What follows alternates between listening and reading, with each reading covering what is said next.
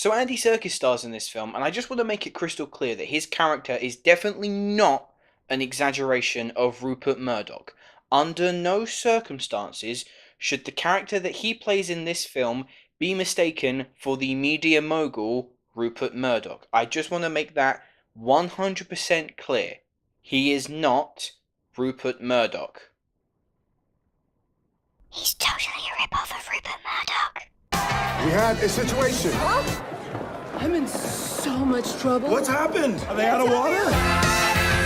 How's it going, guys? Welcome back to another episode of Luke's Reviews, and on today's video I will be reviewing the newest rom-com, Longshot, starring Seth Rogen as a journalist with a very strong set of ideals, and he falls in love with Charlize Theron, a Secretary of State who is looking to run for president next term. Now, admittedly, I'm not that big of a fan when it comes to rom-coms. I just find them nowadays a bit old, tired. They always follow the same generic pattern of a couple. They meet each other and one of them is light years out of the other one's league, and they have to think that they can better themselves, and then they fall in love, and then they fall out of love, and then by the end they're back in love, and I'm getting a bit bored with it. Each film that comes out now, it's a bit stale. Plus, not many of them nowadays are all that funny. A lot of them are missing that com in the rom-com.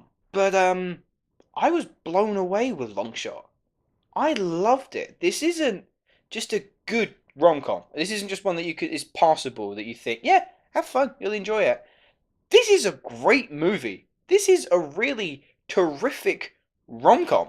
It's that much needed jolt to the system that this entire genre needed. It doesn't bother trying to reinvent the wheel. It just executes what it needs to brilliantly. So the story of Longshot is that Seth Rogen is hired to write speeches for Secretary of State Charlize Theron as she's introducing this new eco-friendly deal, and she's looking to eventually start running for president. However, because you've got Seth Rogen who then begins to fall in love with Charlize Theron and vice versa, this ultimately creates an image problem that the press are going to have a field day with. And it calls into question that idea of public perception, as Theron has to decide whether she can put aside her political differences and be with Seth Rogen, even though he has very strong ideals that perhaps he's not willing to let go. What I love most about Longshot is that it feels real. It feels unfiltered. Part of that is due to the incredible chemistry between Rogen and Theron. These two, you buy them as this up-and-coming romantic couple. Both of them are on their A-game, and it really shouldn't come as a surprise when they say that they are hysterical in this film, but they also nail those romantic beats perfectly. The other part is that script. It is so on point. It's written by Liz Hannah and Dan Sterling. Liz Hannah, known for The Post, and is directed by Jonathan Levine, who was partnered up with Seth Rogen for films such as 50-50 and The Night Before. Two really, really good films that I highly recommend you check out at some point. Because what Levine and his screenwriters are able to do is that they always treat the audience as equals.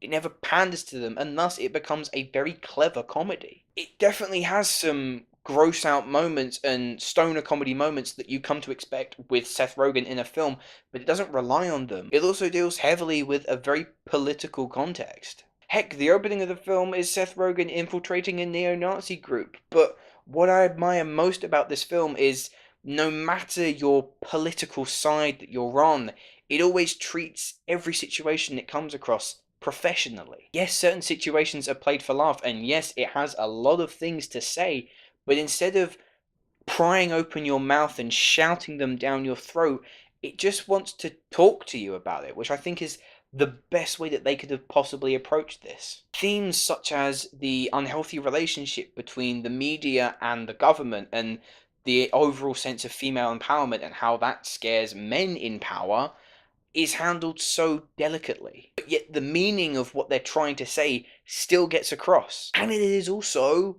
so funny. The laughs fly thick and fast and are always at a consistently high level. All the supporting players work as well. O'Shea Jackson Jr., who plays Rogen's best friend, is so funny in this film. He is constantly getting better in every film I see him in. Theron's political aides of Diane, Raphael, and Ravi Patel are great. Bob Odenkirk is in this film. Andy Serkis, as I've said, plays definitely not Rupert Murdoch. They're fantastic in this film. This film even has boys to men. If that's not the sign of a good film, I don't know what is. If I have any negatives, and I am really nitpicking here, it's that there's a negotiation scene for a hostage that I feel like goes on for a bit too long, but otherwise, I had an absolute blast with Longshot. I really wasn't expecting to enjoy this movie as much as I did. Considering I'm not much of a rom-com person, Longshot really impressed me. It has immensely likeable leads that create a romance that you fully invest in. The script is witty and full of laughs.